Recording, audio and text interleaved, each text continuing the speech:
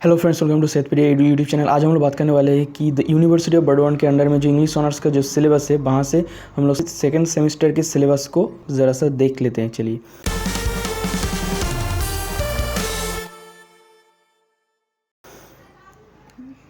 तो फ्रेंड्स यहाँ पे तो आप लोगों को अब तक मालूम चल गया होगा कि सीसी का मतलब कोर कोर्स होता है। डीएससी अभी तक आपने देखा नहीं है। जीई का मतलब तो मालूम है कि जनरल इलेक्टिव है। एईसीसी का भी मतलब मालूम है। एसईसी अभी तक आप लोगों ने नहीं देखा है, ठीक है। तो चलिए हम लोग सेकेंड सेमेस्टर की ओर बढ़ते हैं।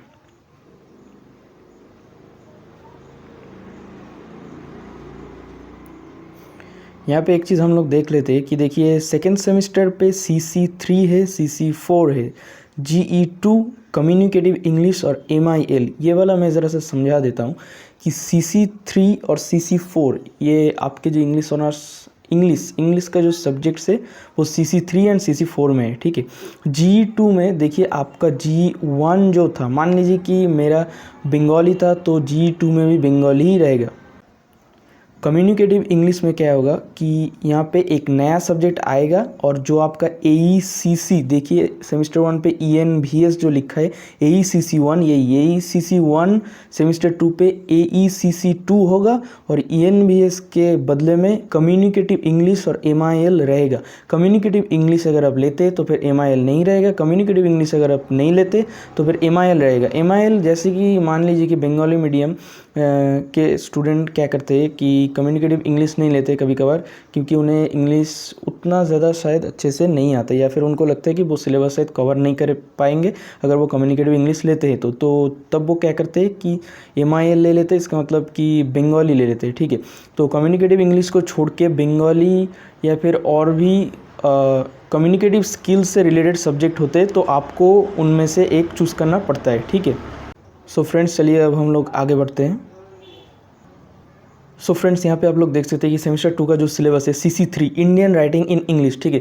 तो section A, section B. Section A पे हम लोग देख लेते हैं कि 1 नंबर पे लाल बिहारी दे का गोविंद सामंत और द हिस्ट्री ऑफ बंगाल रायत।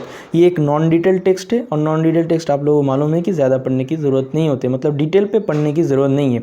इनमें से लॉन्ग क्वेश्चन आते हैं, ठीक है।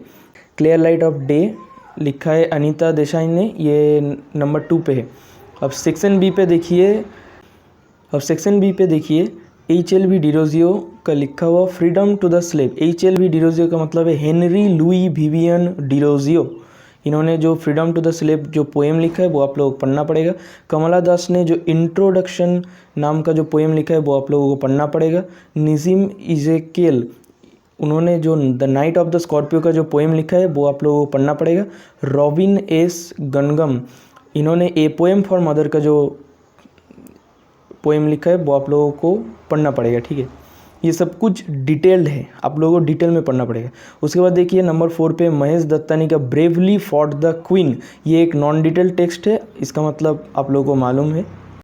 अब यहाँ पे क्या क्या टॉपिक्स कवर हो रहे हैं कि Indian English literature and it's readership, themes and context of the Indian English novel, the aesthetics of Indian English poetry, modernism in Indian English literature.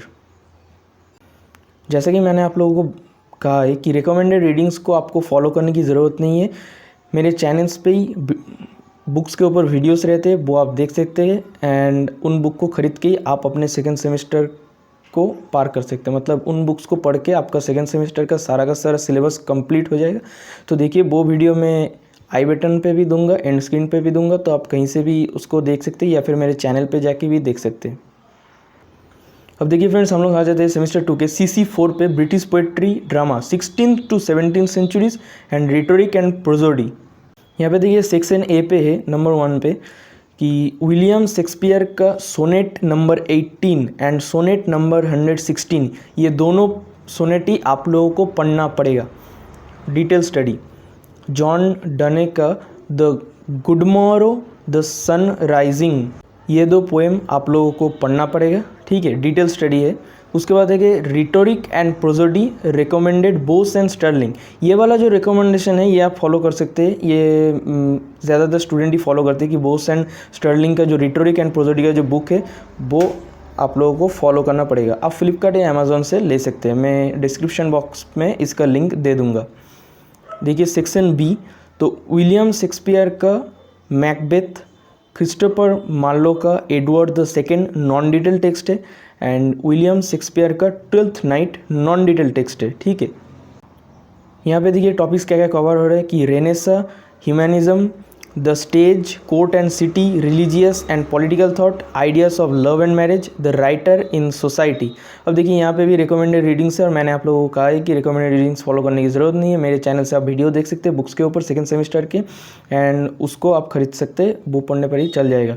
और एक चीज़ मैं कहना पसंद करूँगा कि कम्युनिकेटिव इंग्लिश का बुक नॉर्मली मार्केट पे अवेलेबल नहीं है। ठीक है, और अगर अवेलेबल होता भी है तो वो बुक आप ना ही खरीदें तो ही ज़्यादा बेटर होगा, क्योंकि वो बर्डवान यूनिवर्सिटी के अंडर पे जो सिलेबस है वो कॉन्कॉर्ड नहीं करता है। ठीक है, तो आप लोगों को मैं लिंक दे दूँगा, यहाँ पे भी लिंक दे दूँगा, एंड बुक्स के वीडियो पे भी आपको ये कम्युनिकेटिव इंग्लिश का एक लिंक मिल जाएगा। उसके ऊपर आप अगर क्लिक करते तो फिर वहाँ से आप एक PDF डाउनलोड कर सकते, जो कि हमारे कॉलेज में हमारे टीचर ने ही दिया था। ठीक है, सो फ्रेंड्स यहाँ पे वीडियो एंड होता है, and thanks for watching. My name is Syed Parvez Rahman and you are watching Syed PD YouTube channel. अगर ये वीडियो आप लोगों को अच्छा लगा हो तो फिर एक लाइक ज़रूर कीजिएगा, अपने फ्रेंड्स के साथ शेयर ज़रूर कीजिएगा, कमेंट बॉक्स में मुझे बताइएगा कि आप लोगों को वीडियो कैसा लगा, एंड चैनल को सब्सक्राइब ज़रूर कीजिए, क्योंकि इस चैनल पर मैं ऐसे इंग्लिश रिलेटेड वीडियोज़ लाता रहता हूँ, एंड मूवीज़ एंड एनिमेज से रिलेटेड वीडियोज़ भी लाता रहता हूँ।